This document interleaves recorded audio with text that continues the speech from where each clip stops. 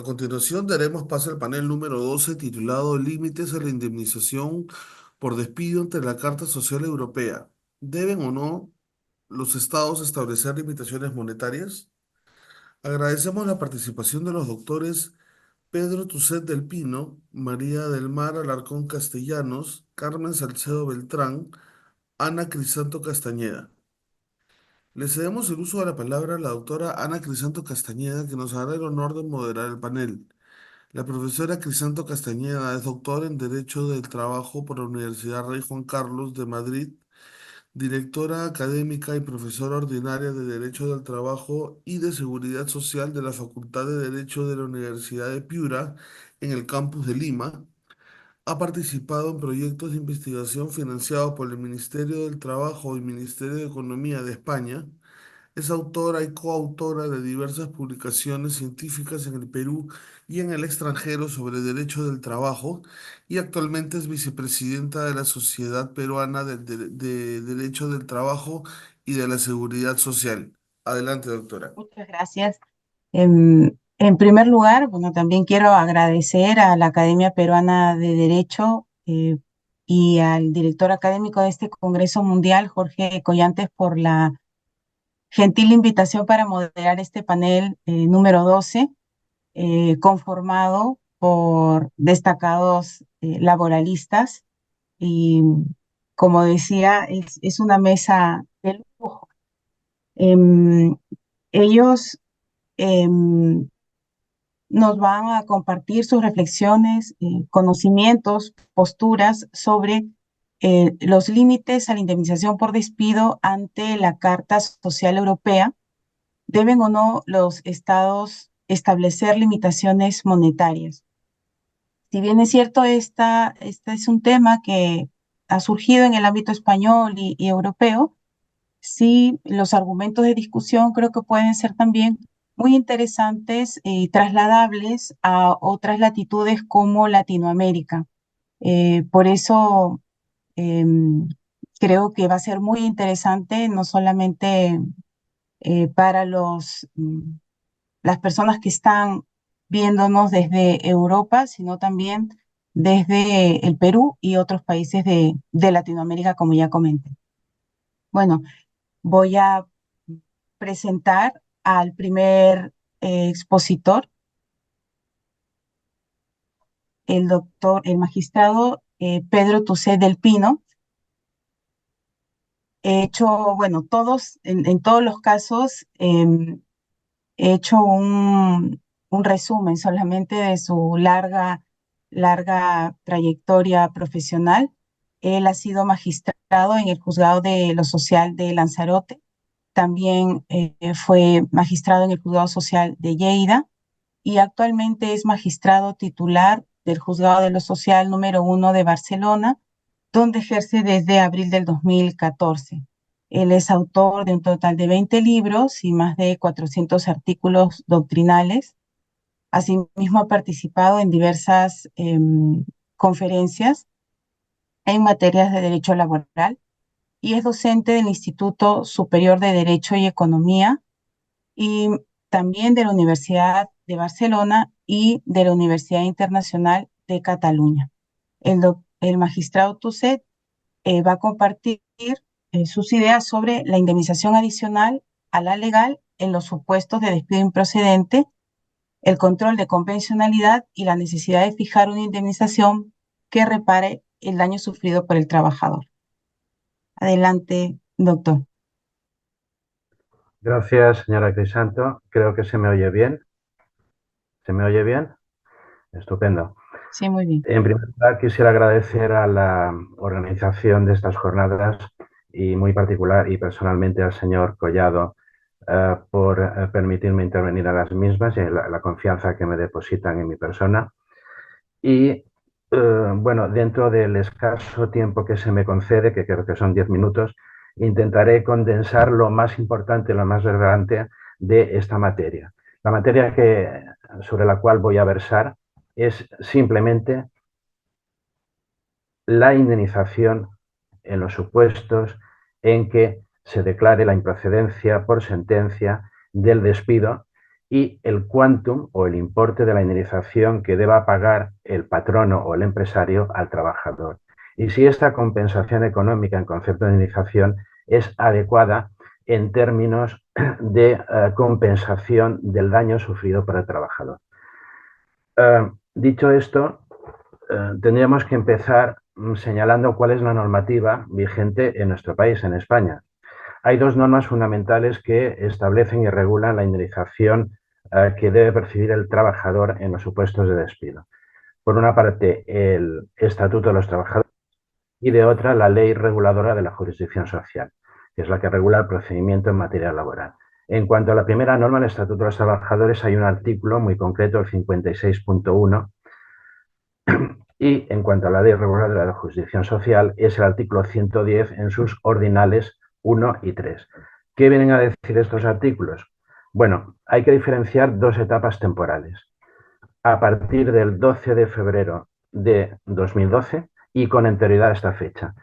En febrero del 2012 hubo una reforma muy importante en materia de importe de la indemnización, de manera que en la actualidad, cuando se despide a un trabajador y su despido es declarado improcedente, el juez condena a la empresa a que a su opción, porque cabe que el empresario opte también por la readmisión del trabajador con el pago de los salarios de tramitación, es decir, los dejados de abonar desde la fecha del despido hasta su plena reincorporación, puede a su opción también abonar una indemnización que está cifrada actualmente en 33 días por año de servicio con un máximo de 24 mensualidades. Sin embargo, si el trabajador acredita una antigüedad anterior al 12 de febrero de 2022, se le añade otra indemnización que se calcula a razón de 45 días por año trabajado con un máximo de 42 mensualidades. Para evitar la problemática que se da, sobre todo en quienes no estamos versados en ciencias de matemáticas, en el cálculo de estos importes indemnizatorios según estas dos fechas, el Consejo General del Poder Judicial facilita no solamente a los jueces, sino a todo tipo de profesionales un sistema de cálculo simplemente poniendo la fecha de antigüedad, la fecha de efectos del despido y el importe del salario. Y nos da justamente el importe que se debe abonar. Aparte de esta indemnización, que podríamos decir es estándar, también se contempla otra, que es la regulada en el artículo 281.2, letra A, de la Ley Reguladora de la Jurisdicción Social, cuando hay que ejecutar una sentencia por despido que ha ganado firmeza.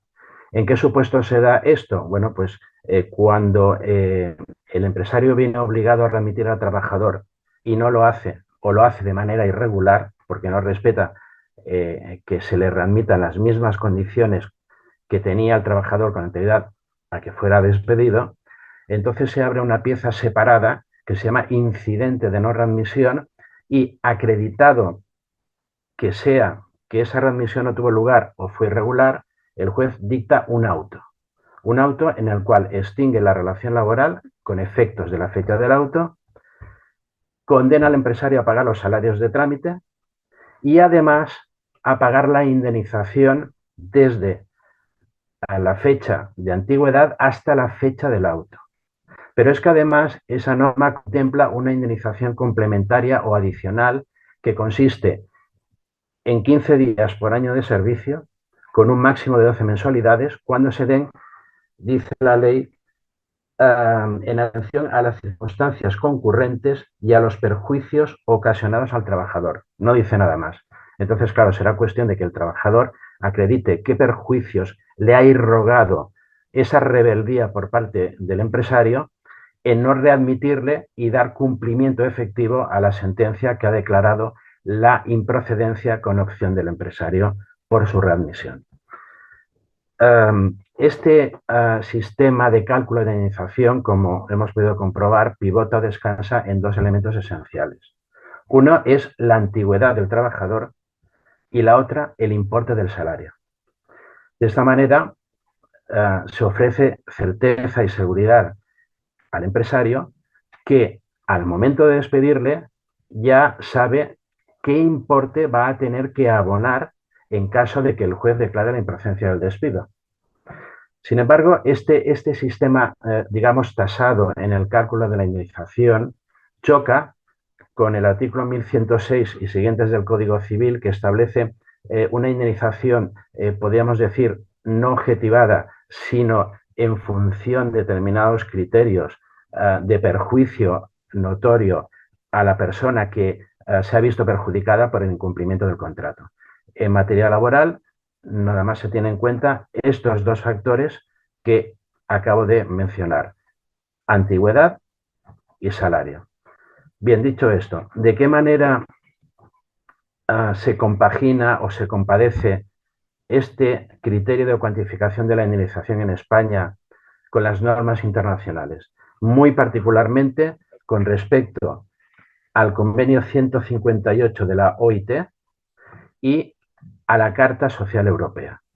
Bien, vamos a desglosar ambas normas. En primer lugar, con respecto al convenio 158 de la OIT, que trata de la terminación de la relación de trabajo por iniciativa del empleador y que fue ratificado por España el 18 de febrero del año 85, destacaría dos artículos.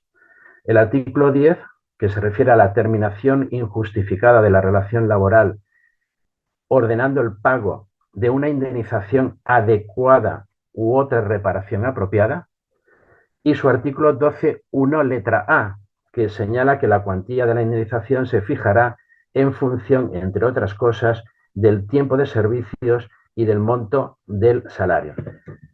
Podemos apreciar que, bien pensado, la actual normativa en España es respetuosa con el convenio de la OIT, en el sentido de que, como señala su artículo 12.1, letra A, hay que tener en cuenta el tiempo de servicios y el monto del salario. Sin embargo, existe cierta contradicción con su artículo 10 cuando dice que esa indemnización tiene que ser adecuada para reparar el daño causado. Y es aquí donde entramos en debate. ¿Hasta qué punto la indemnización que actualmente está vigente en España repara el daño causado y además, añado, tiene un efecto disuasorio en el empresario para evitar que despidiendo al trabajador se vea favorecido por un importe que venga dado por la antigüedad y el salario y que sea asumible a costa del perjuicio que se le roga al trabajador? Por otra parte, tenemos la Carta Social Europea revisada. La Carta Social Europea revisada, yo destacaría el artículo 24 en su apartado B, que dice, o manda, o obliga, o señala que el derecho de los trabajadores despedidos sin razón da derecho a una indemnización adecuada u otra reparación apropiada. Si bien podemos observar, utiliza los mismos términos que el artículo 10 del convenio de la OIT, es decir, son normas parejas. Bien, dicho esto, ya hemos visto cuál es la normativa a nivel nacional, cuál es la normativa que contempla el convenio 158 de la OIT y qué normativa contempla la Carta Social Europea revisada. Bien, resulta que no hace mucho un juzgado de lo social de Barcelona, el número 26, dicta una sentencia en la que, declarando la improcedencia del despido, resuelve no con condenar al empresario a la indemnización a la que me he referido al inicio, la que establece el Estatuto de los Trabajadores, no, sino que como se le irroga un perjuicio notorio como consecuencia de que ese trabajador, al haber sido despedido, no ha cotizado el tiempo suficiente para devengar las prestaciones por desempleo, le condena a una indemnización adicional. ¿Para qué? Para reparar ese daño que se le ha irrogado. Obviamente, esta sentencia la recurre el empresario ante el Tribunal Superior de Justicia de Cataluña y el Tribunal Superior de Justicia de Cataluña lo que hace es sencillamente dictar una sentencia en la que da, digamos, una de cal y otra de arena. Es la sentencia del Tribunal Superior de Justicia de Cataluña de 30 de mayo de 2022, que incluso cuenta con dos votos particulares, y en uno de sus razonamientos dice que es perfectamente posible y lícito acudir en determinados casos a efectuar un juicio de convencionalidad en los términos efectuados en el primer grado jurisdiccional, o sea, en instancia. Ahora bien, ello no significa que se deje de aplicar la indemnización tasada que impone nuestro ordenamiento. Y añade, esa es la regla general que se deriva de la ley que los jueces debemos aplicar por mandato constitucional. Para concluir, sin embargo, la aplicación de la legalidad no puede comportar la iniquidad ni obviar la prevalencia de las normas internacionales. En consecuencia, vino a ratificar el pronunciamiento de la sentencia de instancia y se alineó con la exigencia tanto del convenio 158 de la OIT como del artículo 24 de la Carta Social Europea. Esta sentencia fue confirmada por otra posterior de 30 de enero de 2023 y por una sentencia del Tribunal Superior de Justicia del País Vasco de 23 de abril de 2024. Ahora bien, no todo el campo es orégano. Hay otros tribunales superiores de justicia de otras comunidades autónomas en España que se han alineado en el sentido de negar rotundamente que tenga que ser aplicable los preceptos que he citado del convenio 158 de la OIT y de la Carta Social Europea. En concreto, del Tribunal Superior de Justicia de Madrid, el de Castilla y León, el de Castilla-La Mancha, el de Asturias y el de Galicia. Pero merece especial atención porque es una sentencia que se estará de acuerdo o no, pero está bastante razonada, la del Tribunal Superior de Justicia de Castilla-La Mancha de 10 de febrero de 2023, que bueno, no quiero extenderme porque me excedería del tiempo concedido, pero viene a decir que la normativa recogida en el Estatuto de los Trabajadores es de por sí suficiente y garantista de los derechos del trabajador a la hora de percibir el quantum de la prestación en concepto de indemnización. También hay que destacar la sentencia del Tribunal Supremo de 2 de marzo del 2023, dictada en unificación de doctrina, que entra, sin entrar a resolver en el fondo del asunto, lo que dice es que corresponde al legislador realizar las reformas sustantivas y adjetivas adecuadas en orden a modificar el derecho positivo, evitando el choque institucional entre los poderes legislativo y judicial. Es decir, lo que viene a decir el Tribunal Supremo, obiter dicta, es, bueno, vamos a ver, para que los jueces puedan aplicar en derecho lo que más corresponda en justicia, debe haber una norma positiva que lo contemple. La norma positiva actual y vigente es la del Estatuto de los Trabajadores, y hasta que el legislador no modifique o reforme esa norma, los jueces nos tenemos que atener a lo que hay, no interpretar más allá de lo que establece la norma. Este es un asunto muy interesante porque, claro, la interpretación ex lege podría ir en contra del derecho positivo y los jueces no podemos inmiscuirnos en la división de poderes establecida en la Constitución española. Bien, como consecuencia de esta inseguridad jurídica que se ha creado a partir de que determinados tribunales superiores de justicia han dicho que la normativa vigente no se ajusta a las normas internacionales y otras que, sin embargo, dicen que la norma nacional es adecuada en derecho, los sindicatos presentaron una queja en aplicación de la Carta Social Europea, de tal manera que el Comité Europeo de Derechos Sociales publicó el 20 de marzo de 2024 sus conclusiones estableciendo que el ordenamiento jurídico español es contrario a la Carta Social Europea porque no permite dar una indemnización más elevada en función de todas las circunstancias que puedan concurrir. No me extiendo más en otros razonamientos, pero de 14 votos, 13 fueron a favor de que España estaba incumpliendo la Carta Social Europea y otro fue negativo. ¿Esto ¿a qué obliga? Esto obliga al Ejecutivo español, a coger el toro por los cuernos y a acordar una reforma legislativa que concilie la obligación del empresario de pagar una indemnización con la del trabajador de ver reparado el perjuicio notorio que le representa la pérdida de su puesto de trabajo y el de percibir una indemnización que le satisfaga en el perjuicio que haya podido acreditar. Se puede decir que ahí podemos entrar en un problema subjetivo. ¿Qué circunstancias se deberían tener en cuenta para acomodar el importe de la indemnización a esos perjuicios? En principio, la carga de la prueba correspondería al trabajador. El trabajador tendría que acreditar esos perjuicios. Se ha dicho por algún sector de la doctrina que esas circunstancias podrían ser personales, no solamente ya laborales, como puedan ser el mayor o menor salario o la mayor o menor antigüedad, sino, por ejemplo, la falta de formación, la falta de cotización adecuada para percibir la prestación de desempleo o pudiéndola percibir sea en un corto espacio de tiempo, que pertenezca a aquel trabajador a un colectivo vulnerable, en fin, podrían ser muchos los criterios.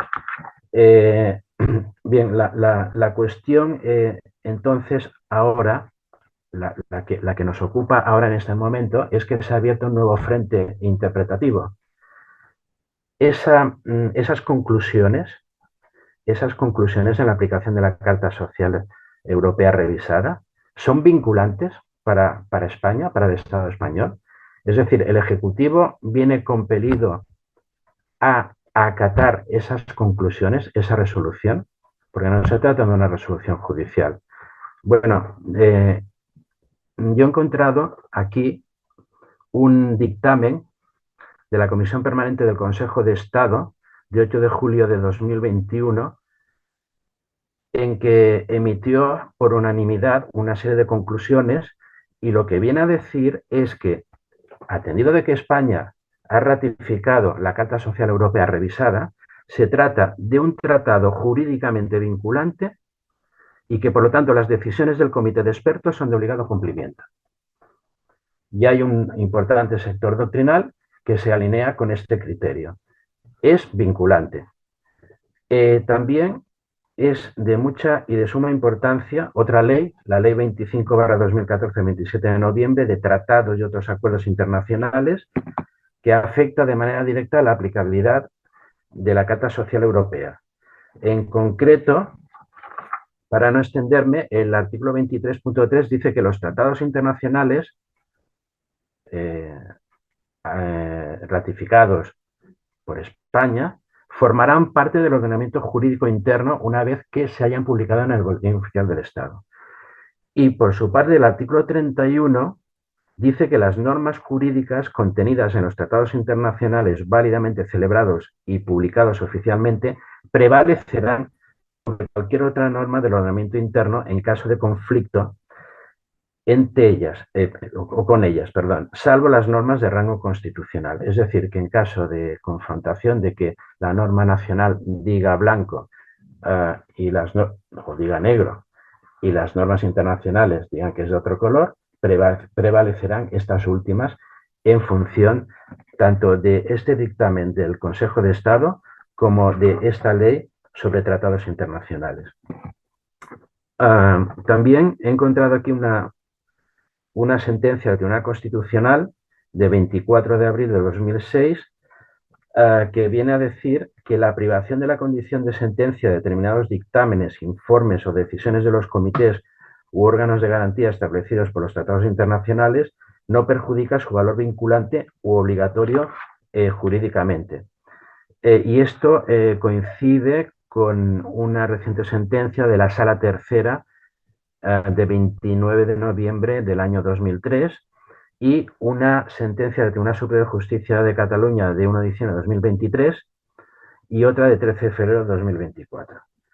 En consecuencia, y ya finalizando mi exposición, las normas se tienen que acompasar con la realidad social. Esto es lo que dice el Código Civil y me imagino que cualquier norma, me imagino que también en Perú pues habrá alguna norma parecida y tenemos que modificar la normativa vigente, en, en especial en términos generales en cuanto al despido, y muy particularmente con respecto al cómputo de la indemnización.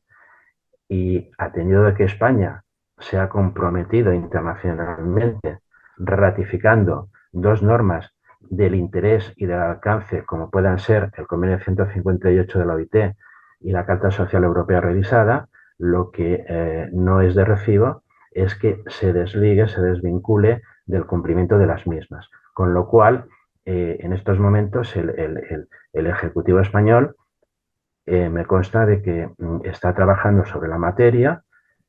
Hoy se ha dado a conocer de que hay una propuesta de reforma en materia de despido por parte de Podemos, un partido político de aquí, y bueno, con toda seguridad habrá un enfrentamiento entre patronal, entre sindicatos, y por otra parte, ya veremos de qué manera avanza esto en el debate y en el acuerdo parlamentario con la actual composición de la Cámara Baja.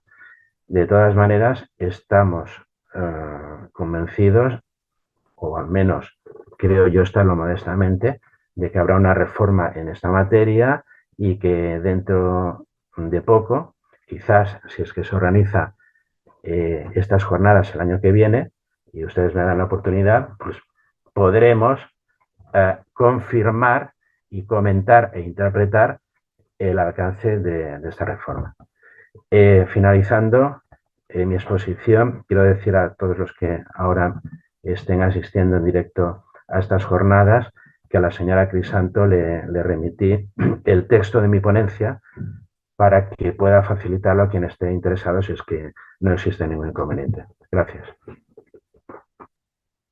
Muchas gracias, José, por su interesante exposición y muy clara también que nos ha introducido en toda esta discusión, y es un planteamiento que en Perú también surgió a inicios del año 2000, en nuestro caso a partir de la Convención Americana sobre Derechos Humanos. Los tratados suelen tener esa redacción amplia y casi todos los tratados hablan de una adecuada protección frente al despido, ¿no? Y también hubo esa discusión ya en aquel momento en nuestro país, y fue el Tribunal Constitucional que modificó todo el esquema de protección frente al despido arbitrario, que le llamamos nosotros improcedente en España. Y bueno, como usted comenta, el debate está planteado, ¿no? Esperemos que el próximo año, como usted comenta, nos puedan dar las novedades, si hubo o no modificación legislativa, eh, o en todo caso, cómo, cómo, cómo han seguido resolviendo los juzgados eh, en, en, en el caso de que no se dé esa reforma, ¿no? Bueno, ahora eh, corresponde la exposición de la doctora María del Mar Alarcón Castellanos. Ella es doctora en Derecho por la Universidad Complutense de Madrid, máster universitario de Prevención de Riesgos Laborales por la Universidad San Pablo CEU, profesora titular de universidad del Departamento de Derecho del Trabajo y de la Seguridad Social de la Universidad Rey Juan Carlos. Ha sido directora general de Trabajo y gerente del Instituto Regional de Seguridad y Salud en el Trabajo de la Comunidad de Madrid. También fue vocal de la Comisión Nacional de Seguridad y Salud en el Trabajo en representación de la Comunidad de Madrid. Es consejera editorial de la revista jurídica Juris Lex. Bueno, en el ámbito científico es autora y coautora de monografías, capítulos de libros y artículos doctrinales en temas jurídicos laborales y de seguridad y salud en el trabajo, en el ámbito nacional e internacional. También ha participado como investigadora principal en distintos proyectos de investigación financiados con fondos públicos y ha sido acreedora de varios premios en su vida profesional, como la Medalla de Oro al Mérito por el Consejo General de Profesionales de Seguridad y Salud en el Trabajo. Bueno, y otros premios, pero como les decía, como 4 premios más, 5 premios más, pero como les decía, he hecho un resumen de sus reseñas profesionales. La profesora María del Mar Alarcón va a conversar sobre las sentencias dictadas por los juzgados de lo social y las salas de lo social de los tribunales superiores de justicia, materia que ahora nos convoca. Muchas gracias. Yo no sé si se oye bien. Yo, porque a Ana le oía regular. Sí, sí, se escucha bien. ¿Se oye? ¿Se oye bien? Pues buenas Escucha tardes, bien. que a ti te escuchaba regular. Muchas gracias. Bueno, muchísimas gracias primero por esa presentación. Bueno, con mucho cariño. Se nota que hemos sido compañeras, ¿no? Y la verdad es que me hace mucha ilusión compartir mesa con la profesora Crisanto Castañeda. Eh, a todas las personas que han organizado este Congreso Mundial, o sea, el trabajo que lleva detrás es, la verdad es que no sé, hasta que no se hace, no se sabe todo el material, el esfuerzo, el ánimo que hay que poner, o sea que la verdad es que hay que tener mucho valor para hacerlo y se ha hecho, o sea que sobre todo a mi compañera Jorge Luis Collantes, porque ha llevado un gran peso en esta organización y la verdad es que hay que darle la enhorabuena. Por supuesto, la Academia Peruana del Derecho, estudios internacionales y europeos, al Instituto de Estudios, perdón, y a la Universidad Carlos III de Madrid por el apoyo a este congreso. Yo tengo una pequeña presentación y me voy me voy a limitar al tiempo para que no quite también a nadie más. Y estoy aquí muy agradecida también por este panel con estos ilustres compañeros que también me hace mucha ilusión compartir mesa. Cuando es presencial, parece que, pues eso, que tienes más calor humano que siempre se echa en falta, pero es evidente que este tendría que ser, es evidente que tiene que ser online, por tanto, pues nada, vamos a aprovecharlo. Como digo, voy a compartir pantalla para ir pasando una pequeña presentación.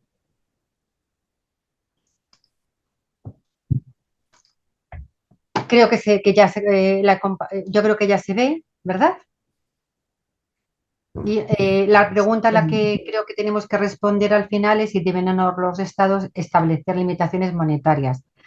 El magistrado, señor Del Pino, la verdad es que me ha facilitado mucho la presentación porque ha hablado, ya ha puesto en contexto, no voy a repetir los artículos 4, 10, 12, 1A del convenio 158 de la OIT, contexto internacional, contexto europeo y contexto nacional. Tenemos el artículo 24 de la Carta Social Europea, a la que se ha referido, suscribo cada una de sus afirmaciones e interpretaciones.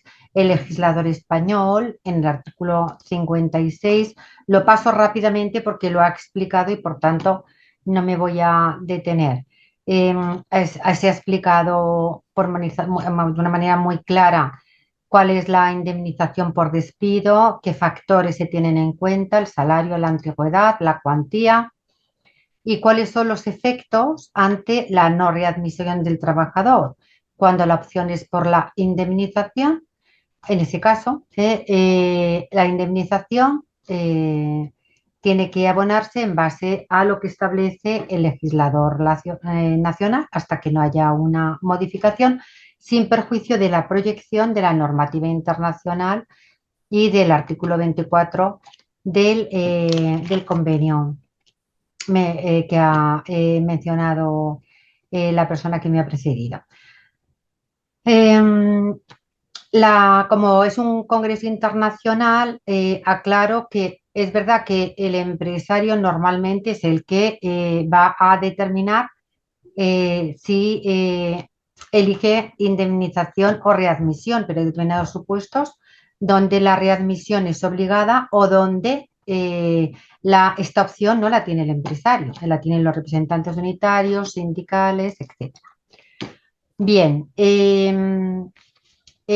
también nos ha introducido, una vez que determina el artículo 24 de la Carta Social Europea, la necesidad del despido causal y cuando no es causal, cuando no hay una razón válida, cuáles son los efectos. Ha mencionado ya la reclamación interpuesta por el sindicato UGT y la resolución que se publica en junio del 2024. La fecha es de marzo del 2024, el Comité Europeo de Derechos Sociales, a los que ya se ha referido y a los que a continuación entiendo que se va a referir nuestra compañera de panel. El grueso, por tanto, es comentario sobre las sentencias, algunas de las sentencias que hemos seleccionado que determinan que además de la indemnización que estipula el legislador laboral, hay supuestos en los que procede una indemnización adicional distinta, bien en base al convenio 158, bien en base al artículo 24, o bien en base a las dos normativas supranacionales.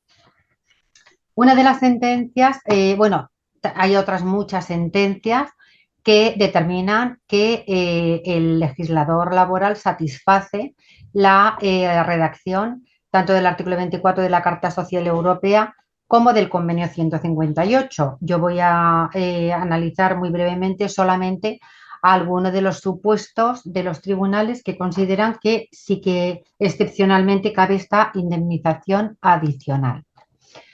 Por lo general, la mayoría de las sentencias que voy a comentar, que son poquitas, lo que dicen es que la indemnización adicional, cuando el despido se califica de improcedente, cabe en dos supuestos. Uno, cuando la indemnización legal que corresponde en ese supuesto concreto a la persona despedida no fuera suficientemente disuasoria por la cuantía, que debe ser insignificante, y por otra parte que la empresa hubiera incurrido en una evidente ilegalidad, fraude de ley o abuso de derecho. En estos casos la indemnización tienden a incrementarse, haciendo alusión al artículo 281, apartado 2, letra B, que también ha mencionado mi compañero, a la indemnización adicional de 15 días de salario por año de servicio hasta un máximo de un año, que desde luego no está prevista para estos supuestos, sino para aquellos en los que la readmisión no se ha producido o ha sido irregular y se debe extinguir, por tanto, el contrato de trabajo. Pero lo traen a colación para aplicarlo a estos supuestos. Pero además, cuando la decisión extintiva haya generado especiales perjuicios a la persona trabajadora y más allá del lucro cesante de toda pérdida de trabajo, tienen que concretarse otros perjuicios especiales en el propio texto de la demanda, dicen estas sentencias, de manera que la empresa pueda también constatar, valorar y defenderse de esos perjuicios especiales que dicen los trabajadores que proceden y que también podrían incrementar esta indemnización adicional al margen de estos 15 días adicionales.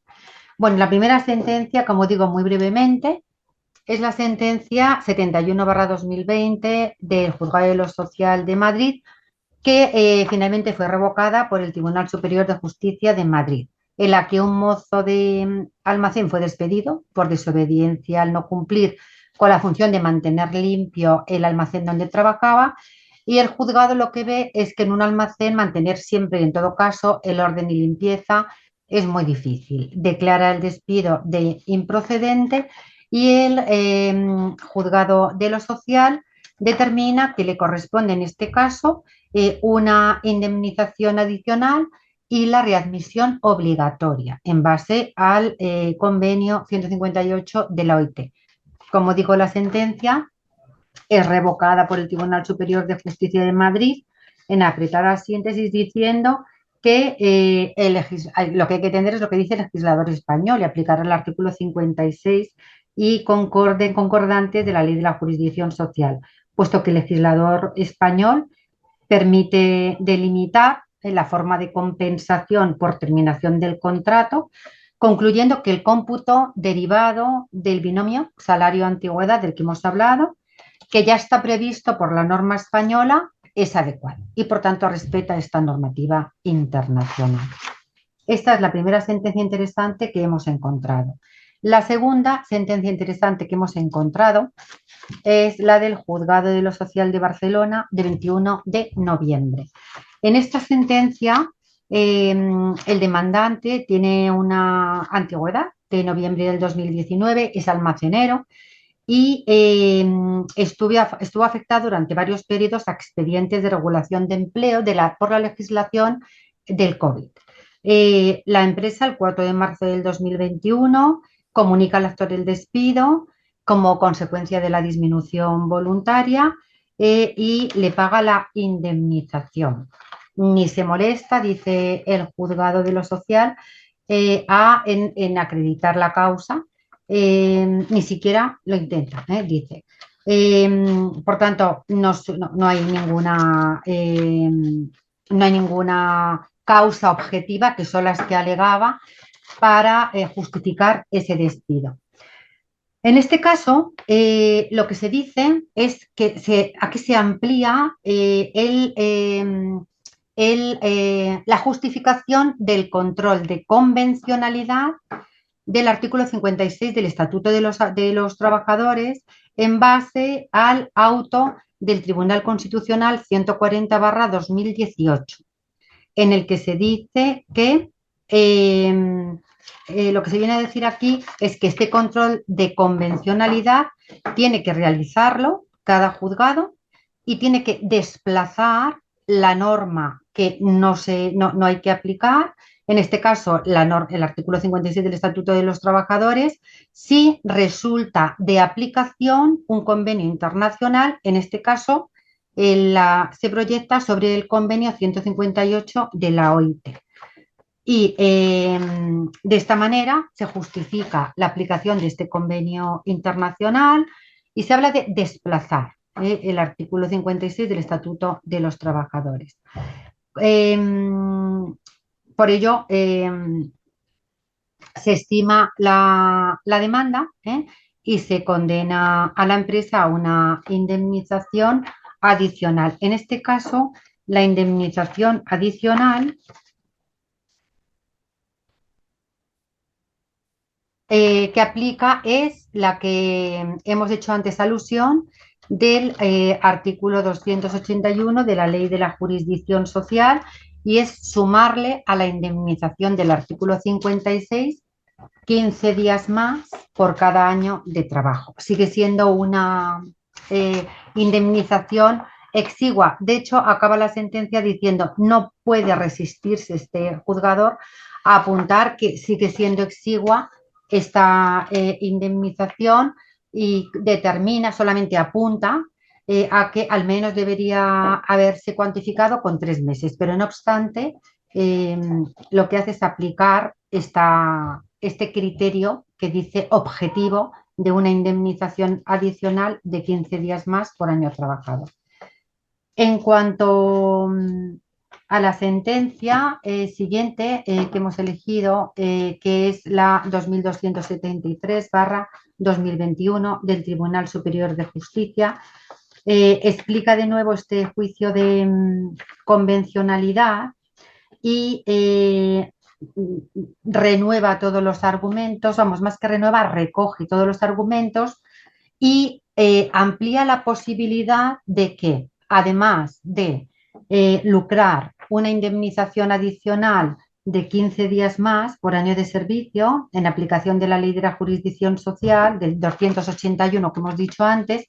Además, podría ampliar esta indemnización con otros daños y perjuicios que fueran más allá del lucro cesante. Pero en ese caso, dice, tiene que mencionarlos y luego defenderlos. Y por tanto, como no hay ningún supuesto excepcional que se haya previsto en la demanda, pues no amplía esta indemnización adicional. En este caso se trataba de un demandante de nacionalidad argentina que viene a España, se desplaza a España solamente por la ejecución del contrato de trabajo que se le había ofrecido. Y después de venir a España, firmar el contrato, al poco tiempo, pasa muy poco tiempo, cuando le presenta una carta por despido objetivo, haciendo alusión a una reestructuración, a motivos organizativos, una reestructuración empresarial. Ocurre lo mismo, no hay justificación y, por tanto, el despido es improcedente y, en este caso, perdón, porque he dicho que en este caso se condena a los 15 días, no. En este caso lo que hace es condenarle. Sí, perdón. Es que he leído tantas sentencias, perdón. Este caso sí que es de los 15 días, a 15 días, y dice que si hubiera determinado más perjuicios se hubiera podido ampliar. Perdón. Es también una sentencia interesante, y nos fijamos sobre todo en que pone el detalle en poder ampliarlo si hubiera alegado otros motivos excepcionales. La siguiente sentencia, también de interés, es la 5.986/2022, también del Tribunal Superior de Justicia de Cataluña, que no sé si lo he dicho, y muy brevemente, en este caso era un trabajador que trabajaba en una empresa de inversiones como responsable de sala, suscribe un contrato temporal eventual y finaliza el contrato 3 meses antes de la fecha prevista en el texto del contrato. Lo que pide es la nulidad y, en su caso, en su defecto, la improcedencia. Pues bien, en cuanto a... en este caso, el Tribunal Superior de Justicia no estima el recurso, confirma la sentencia de instancia que no le ofrece ninguna indemnización adicional, sobre todo porque el contrato que había firmado era un contrato temporal. No obstante, resulta muy interesante cómo vuelve a desgajar tanto el control de legalidad para desplazar de nuevo la norma internacional que se opone, perdón, la norma nacional que se opone a la norma internacional, y cómo dice que procedería en otro caso esta indemnización de 15 días prevista en la ley de la jurisdicción social. Finalmente, el Tribunal Superior de Justicia de Cataluña dice la sentencia 469/2023, en el que una trabajadora es despedida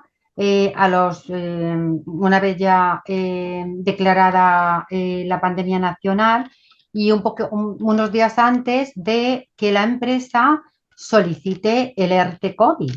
En este caso, el despido se determina abusivo y no le permite a la trabajadora lucrar las prestaciones COVID a las que hubiera tenido derecho. Y además hay un perjuicio especial, y es que la trabajadora, por el periodo de cotización al desempleo, no lucra prestación por desempleo. Y en este caso condena a 3 meses de prestación por desempleo. No obstante, repite los criterios que hemos dicho hasta aquí. Y por último, la sentencia que ha mencionado el magistrado, Tuset del Pino, que solamente para cumplir mi horario, pues lo voy a dejar aquí. Hay otros tribunales, Cantabria, Madrid, que dicen lo contrario y como quiero terminar en 30 segundos, solamente digo que tenemos ya, independientemente de la resolución de la Comisión Europea, de la que luego nos va a ilustrar la siguiente compañera, tenemos el artículo 24 de la Carta Social Europea, que es muy claro, y el convenio 158, y también nuestra legislación. Es verdad que el régimen jurídico laboral tasado tiene ventajas e inconvenientes, eso es verdad. Pero lo que no podemos perder de vista es que no todo despido improcedente es un despido en fraude de ley, es un despido abusivo, al contrario. Como asesora de empresa en base a distintos artículos, 83 de la ley antes, ahora 60, me toca dictaminar muchos procedimientos de despido y hasta ahora, durante muchos años, la verdad es que no me he encontrado uno solo que sea caprichoso, un solo despido donde el empresario haya solicitado el dictamen sobre un despido caprichoso. Lo que pasa es que es verdad, todos lo sabemos, la carga de la prueba es de la empresa y muchas veces es difícil y muchas veces no conviene por la propia empresa y muchas veces por las propias personas trabajadoras involucradas. Por tanto, creo que es muy importante poner el acento en la excepcionalidad y la necesidad de que efectivamente se haga una valoración objetiva teniendo en cuenta la normativa internacional por el legislador, porque esto evitaría un círculo donde hemos empezado a entrar, que es el de cada vez hay mayor inseguridad. Eso es lo que aprecio yo en la práctica a la que estoy expuesta cada día. Entonces, eso sí que creo que nos viene mal, no solamente a las empresas, sino que nos viene mal a las personas trabajadoras. Por tanto, tenemos que salir de este bucle de la inseguridad. Y los estados yo creo que sí que tienen que establecer limitaciones monetarias adecuadas, las que sean, pero esa seguridad jurídica creo que nos lleva a ese establecimiento. Pues muchas gracias por todo. También pongo esta presentación a disposición de la moderadora. Sí, muchas gracias. Muchas gracias a la doctora María del Mar. Es muy interesante también poner en contexto, a través de casos concretos, en qué supuesto se ha apartado o no el juzgador de la indemnización establecida en la ley, y siempre conversando con el tratado internacional, ¿no? En este caso, la Carta Social Europea. El doctor Tucet también ha dejado preguntas o ha sugerido, o lo que nos ha expuesto también ha sugerido las preguntas que seguramente la siguiente ponente va a intentar responder también, ¿no? Si la legislación española se ajusta o no a los parámetros de la Carta Social, eh, si las opiniones del comité o resoluciones del Comité Europeo de Derechos Sociales son vinculantes o no, eh, y ella está en primera línea, digamos, como para responder estas preguntas también. La doctora Carmen Salcedo Beltrán es doctora en Derecho y profesora titular de universidad, acreditada catedrática en la Universidad de Valencia. Es miembro del Comité Europeo de Derechos Sociales desde enero de 2023. Es directora del Grupo de Investigación Internacional consolidado de la Universidad de Valencia, Derechos Humanos y Carta Social Europea, consultora experta internacional del Consejo Europeo. Lo fue desde el año 2020 hasta el 2022. Es directora de la revista científica Lex Social y Revista de los Derechos Sociales. Finalmente ha realizado estancias de investigación en universidades de París, Italia y Praga, y es autora de diversas publicaciones científicas, informes jurídicos, y ha sido ponente sobre temas vinculados a la Carta Social Europea y la jurisprudencia del Comité Europeo de Derechos Sociales. Adelante, doctora Salcedo. Buenas tardes, me escuchan perfectamente. Me he puesto auriculares para que me escuchen bien. Bueno, en primer lugar quisiera agradecer a los organizadores la invitación y que hayan todos ustedes considerado importante la Carta Social Europea. Un honor también estar en este panel. Es la primera vez que coincidimos, creo, con el magistrado Tuset del Pino y también con la profesora Mara Alarcón. Agradecer también a todos los asistentes que estén ahí y a los organizadores todo el esfuerzo. Bien, voy a intentar no pasarme del tiempo. Sí que es cierto que había sugerido que igual era conveniente que hubiera intervenido yo la primera, sobre todo para asentar lo que dice la carta, lo que dice el comité, porque hubiera sido, yo creo, mejor para que así el magistrado explicara, partiendo de lo que dice, ha señalado el comité, y también la profesora Manuel Alarcón hablando de efectividad. Pero bueno, en realidad vamos a sacar lo positivo porque me parece muy interesante, porque tras haber escuchado al magistrado y a la profesora creo que va a ser muy, muy interesante algunos debatir sobre algunos aspectos. Yo he preparado también una presentación PowerPoint, consciente de que pues eso, ya están ustedes cansados, ya me dicen si la ven correctamente. ¿La ven? Sí, Vale. sí se ve, Bien, perfecto. la he puesto en presentación, pero no sé si se verá correctamente en presentación. Bien, yo voy a partir de unas premisas esenciales que son importantes, porque lamentablemente la Carta Social Europea es poco conocida, también el comité, sí que es cierto que se ha evolucionado, y hay que señalar que los principales responsables de ello son las universidades, en el sentido de que esto se sigue sin enseñar y se sigue mirando más a la Unión Europea. Y quiero decir que el desconocimiento, es importante conocer la materia porque el desconocimiento genera que las cosas sean apreciadas con sospecha. Los jueces están desbordados de trabajo y entonces es importante tener una buena una contextualización. ¿Por qué? Porque estamos ante el tratado más importante de derechos sociales con el estándar de protección más elevado.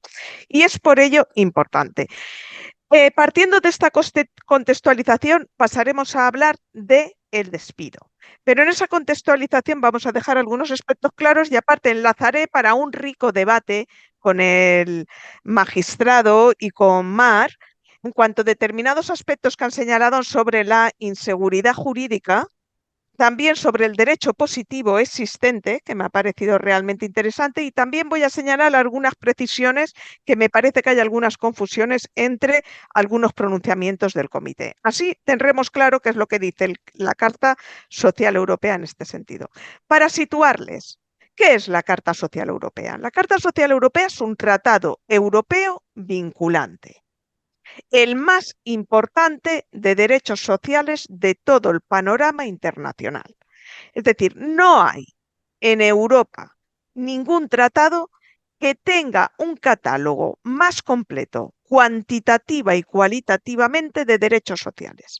31 derechos. Ahora bien, 31 derechos con garantías singulares, que tampoco tiene otro tratado. ¿Cuál es el objetivo de esas garantías? Dotar de efectividad los derechos reconocidos en el tratado, porque esa es la función de las garantías, hacer que los derechos sean efectivos. Y el problema es hacer efectivos los derechos sociales. Yo aquí he preparado para que ustedes vean que no estamos hablando de la Unión Europea. Lo digo porque es importante y en ocasiones se nos dice que el Comité Europeo es de la Unión Europea, que la Carta... Es decir, aquí estamos hablando de un tratado internacional vinculante del Consejo de Europa, menos conocido que el Convenio Europeo de Derechos Humanos, con un sistema de garantía específico. Y sobre todo, es importante tener en cuenta, les digo, que cada normativa tiene su organismo de control. Es decir, no hay que confundir el Tribunal de Justicia de la Unión Europea con el Tribunal Europeo de Derechos Humanos, con el Comité Europeo de Derechos Sociales. ¿Por qué? porque mismos asuntos sometidos al Tribunal Europeo de Derechos Humanos, por ejemplo, el derecho de huelga de la policía se sometió al Tribunal Europeo de Derechos Humanos por parte de la policía del País Vasco y estableció que la prohibición no vulneraba el Convenio Europeo de Derechos Humanos y, sin embargo, el asunto sometido al Comité Europeo de Derechos Sociales condenó a Irlanda y apuntó que en las conclusiones de 2022 España fue condenada con una conclusión de no conformidad por prohibir en su legislación el derecho de huelga de la policía. Quisiera señalar también que cuando hablamos de Carta Social Europea, estamos hablando de un conjunto de 5 tratados. Hay una Carta Social Europea del año 61 con 19 derechos, un protocolo adicional con 4, un protocolo de enmienda del año 91, este no recoge derechos, luego viene una carta social revisada con 31, que son los 19 de la del 61, los 4 del protocolo adicional y 8 más, y un protocolo de reclamaciones colectivas. Para que ustedes vean, es decir, yo les he puesto 19 derechos aquí a mano izquierda, esos son los que contiene la Carta Social Europea originaria del año 61, los que ustedes ven con 20, 21, 22 y 23, que son en realidad 1, 2, 3 y 4, son del protocolo del 88. Y atención, ¿dónde está la protección contra despido?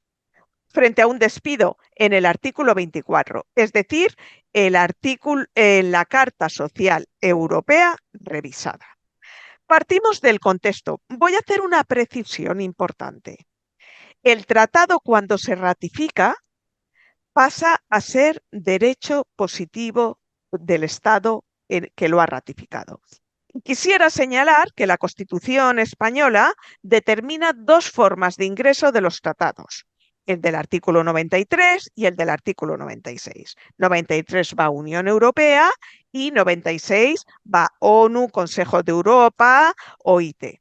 Quisiera señalar que son distintas bases habilitantes de entrada al sistema de fuentes, pero cuando entran en el sistema de fuentes es derecho positivo tan vigente y tan aplicable como el Estatuto de los Trabajadores, con la peculiaridad, como ha señalado el Tribunal Constitucional y la Convención de Viena, que los tratados internacionales tienen prevalencia, que no jerarquía. Prevalencia aplicativa respecto de las normas nacionales si no respetan los estándares internacionales. Por tanto, quisiera señalar que estamos ante derecho positivo una vez es ratificado y publicado en España, en los países. Y España ha ratificado la Carta Social Europea revisada desde el año 2022, con la peculiaridad, además, de que es el único país que en cuanto a los sistemas de control, es decir, el procedimiento de reclamaciones colectivas, España es el único país que lo ha aceptado y lo ha ratificado. Es decir, ha hecho 2 veces un trámite que no era ni siquiera necesario. Es decir, se ha vinculado por él de forma doble. Es importante que distingan ustedes que el Comité Europeo de Derechos Sociales no se llama tribunal. Debatiremos sobre eso. Pero el Tribunal Constitucional ha determinado respecto de los dictámenes de la ONU que las interpretaciones de los órganos de control integran el tratado y que carece de sentido diferenciar un efecto vinculante del tratado y un efecto diferente de la interpretación que realiza el organismo de control. Porque quisiera decirles que cuando un Estado ratifica el tratado y además acepta y ratifica el procedimiento de control, acepta la competencia y la supervisión del órgano que la realiza. Quisiera señalar en este sentido respecto a lo que ha dicho el magistrado. En marzo de 2024 se publicaron las conclusiones del comité y en esas conclusiones adoptadas por unanimidad se determinó que las indemnizaciones que recoge el Estatuto de los Trabajadores vulneraban el artículo 8 de la Carta Social Europea y el artículo 27. ¿Por qué? Porque en ese sistema de control no verificaba el 24, pero verificaba cuáles eran las consecuencias aplicables a una mujer embarazada que era despedida y no podía ser readmitida, lo mismo que a una persona que era despedida por asumir obligaciones familiares. Y en el caso de no pudiera ser readmitida, en el caso de no poder ser readmitidas, porque desaparezca la empresa, se aplica la normativa en materia de indemnizaciones. Y al ser tasada, el comité determinó lo mismo que ha hecho el comité de la OIT, quisiera decir bien claro, que las indemnizaciones tasadas se pueden encontrar con situaciones en que no reparen todo el daño que se ha sufrido una persona y que, dado que no pueden reparar de forma adecuada, vulneran la Carta Social Europea. Por tanto, quiero decir que en marzo de 2022 se publicaron las conclusiones y ya hubo 2 no conformidades a España. En marzo de 2022 se resolvió la reclamación de UGT, pero no fue publicada hasta julio, porque la normativa del Comité de Ministros determina un periodo de embargo de 4 meses. Por eso salió publicada a finales de marzo, a finales del mes de julio. Tal y como he señalado, hay 2 procedimientos de control. Hay que recordar determinados principios jurídicos de jus cogens, que dice la Convención de Viena. Todo tratado debe ser interpretado de buena fe, conforme al sentido corriente que hay que atribuirse a sus términos. Por eso quisiera decir que el comité lo que hace es dar sentido al artículo 24, hacerlo efectivo. También recuerdo, como ha dicho también, creo que era el magistrado Pedro Tuset, también digo que la Convención de Viena dice que ningún tratado es una norma que admite pacto en contrario, al igual que, como ha dicho, que una parte no puede invocar las disposiciones de su derecho interno como justificación para incumplir un tratado. Esto lo reconoce la Convención de Viena, la Ley 25/2014, la Constitución española, y esto es lo que legitima el control de convencionalidad de los jueces cuando están haciendo prevalecer la Carta Social Europea frente al Estatuto de los Trabajadores. Llegamos a los 3 últimos principios importantes de derecho internacional que todo Estado sabe cuando ratifica la Carta. Que la Carta establece obligaciones de derecho internacional vinculantes para los Estados. Que el objeto y fin de la Carta es proteger derechos efectivos. Y tercero, que saben los Estados están obligados a respetar la jurisprudencia que el comité resuelva, ya la adopten conclusiones o en decisiones de fondo. Aspecto muy importante. Vayamos al artículo 24 y voy acabando para no poner a Ana en un compromiso. El artículo 24 de la Carta Social Europea revisada, y repito, en las conclusiones de 2024, España recibió la no conformidad no por la supervisión del artículo 24 que no correspondía, sino por la supervisión del artículo 8, protección de la maternidad, y del artículo 27, protección de las personas con responsabilidades familiares. ¿Qué dice el artículo 24? Vamos a ver. Dice: el derecho de todo trabajador despedido sin razón válida a una indemnización adecuada y a una reparación apropiada. ¿Qué es lo que ha hecho el comité?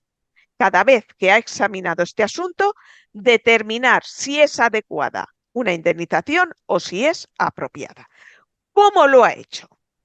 Pues lo ha hecho por las 2 vías, por las conclusiones y por las decisiones de fondo, aunque reconozco que lo que más se conoce son las decisiones de fondo. Para que ustedes vean, para el comité esto no es un asunto nuevo. Si ya en el año 2023 Bulgaria lleva recibiendo no conformidad en 2003, 2007, 2008, 2022, Finlandia, Chipre, Albania, República, Armenia, Turquía, la República de Eslovaquia y, atención, España por la vía del artículo 8.2 y el 27.3. Pero vayamos a lo que más se conoce, a lo que el magistrado Tuset del Pino y Mar han hablado, que se encontrarán en las sentencias. El control de convencionalidad. ¿Qué es lo que están haciendo los jueces? Pues bien, Hay en estos momentos 6 decisiones de fondo y en todas mantiene el comité el mismo criterio que estableció en la primera, que es la más importante, la de Finlandia, que está desde el año 2016. La ha repetido la jurisprudencia del 2019 en 3 condenas a Francia y en la última emitida contra España. ¿Qué es lo que ha dicho el comité? Lo mismo que les he dicho hasta hace un momento. El comité lo que ha determinado es que el artículo 24 obliga a los estados. Primer punto, a que toda persona tiene derecho a los salarios de tramitación, desde que se le despide hasta que se le readmita o se le indemnice. A partir de ahí, ustedes determinen cuál es la situación de las legislaciones. Segundo, ha determinado que entre las reparaciones apropiadas, quien debe determinar si es posible la readmisión debe ser un órgano imparcial. Un órgano imparcial. Por tanto, y debe ser posible si considera el juez que ante las circunstancias en las que se ha producido ese despido sin causa ilegítimo, me gustaría recordar que estamos ante un despido ilegítimo, la reincorporación, un órgano imparcial la determine y a partir de ahí, si el trabajador no la desea, determine la indemnización. Y atención, la compensación. ¿Qué es lo que ha dicho el comité?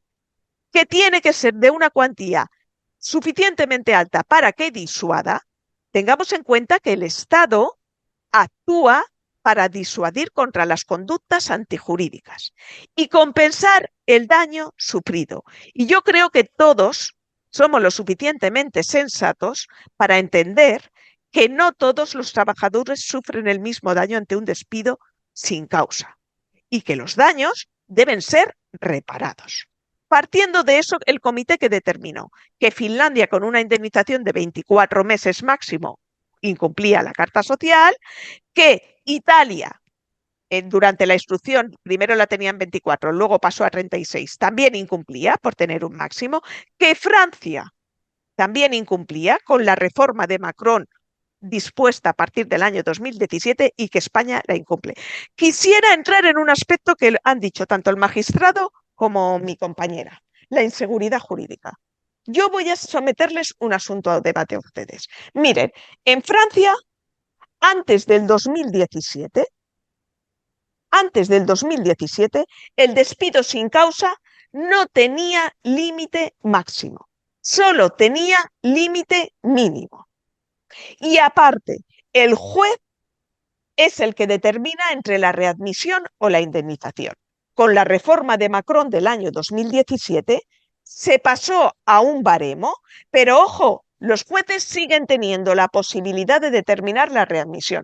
Yo quisiera someter a mis compañeros y a todo el público, si ustedes oyeron que en Francia antes del año 2017 había inseguridad jurídica porque no hubiera un tope.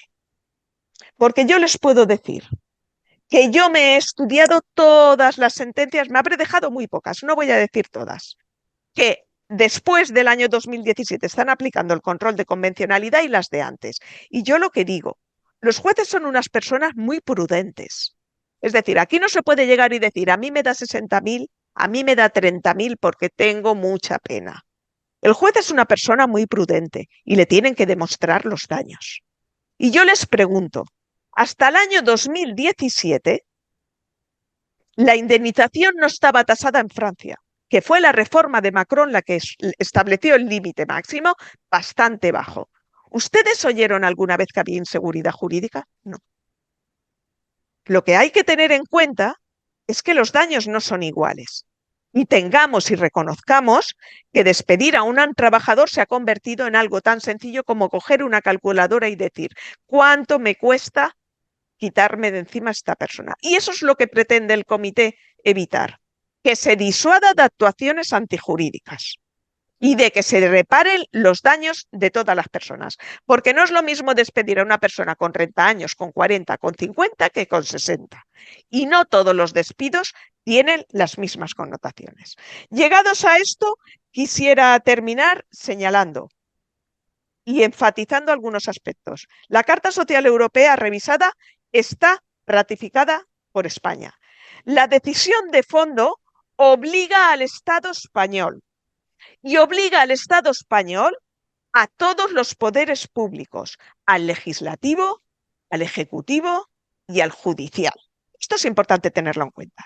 Si el legislativo, ahora que debería sentarse a cumplir el compromiso que asumió, no lo hace, los jueces están perfectamente legitimados, dado que esto es derecho positivo, dado que estos son fuentes y dado que el Tribunal Constitucional le dijo bien claro que el control de convencionalidad le corresponde a las instancias inferiores. Por tanto, todas las normas que conforman el sistema de fuentes deben respetarse. Y que es mucha más inseguridad para un ciudadano asumir un compromiso internacional y no cumplirlo que cumplirlo. Y es por ello que con esto termino y les doy muchísimas gracias por su atención. Muchas gracias a los ponentes. Yo he hecho la consulta, la verdad que sí, es un tema seguramente que seguirá generando debate, pero ya tenemos que dar pase al panel número 13, como lo ha propuesto el doctor Tusset, tal vez en otros foros o el próximo año podamos encontrarnos nuevamente y ya conversar un poco más sobre los avances en este tema o no. Eh, Han quedado claras las posturas, creo, de cada expositor, o bueno, lo que nos han querido transmitir hoy día. Y como les decía, el debate está servido y ya sea a través de investigaciones y publicaciones también o a través de otros foros, seguramente que podrán seguir dando sus opiniones y reflexiones. Yo les agradezco mucho su tiempo, por haber preparado también estas ponencias, por habernos dado tantas luces sobre esta materia, que como decía al principio, si bien ha generado la discusión en el ámbito español, europeo, estamos hablando de un tratado internacional finalmente y cómo este se aplica a un país, y casi todos los tratados internacionales, igual que la Carta Social Europea, hablan de la adecuada protección contra el despido, ¿no? Y en los países habrá que analizar si la legislación dentro de ese margen de apreciación que dan los tratados está o no cumpliendo con eso que se espera o que manda el tratado. Una vez ratificado, efectivamente es vinculante. El asunto es interpretar si realmente es adecuado o no esa protección en el país. Bueno, muchísimas gracias al doctor Tusset, al magistrado Tusset, a la doctora María del Mar Alarcón y a la doctora María del Carmen Salcedo. Ha sido un gusto compartir con ustedes esta mesa de lujo, como digo yo, y espero poder compartir en otras ocasiones tan interesantes reflexiones. Muchas gracias. Muchas gracias. Muchas gracias. Gracias a todos. Muchas gracias. Muchas gracias, doctores.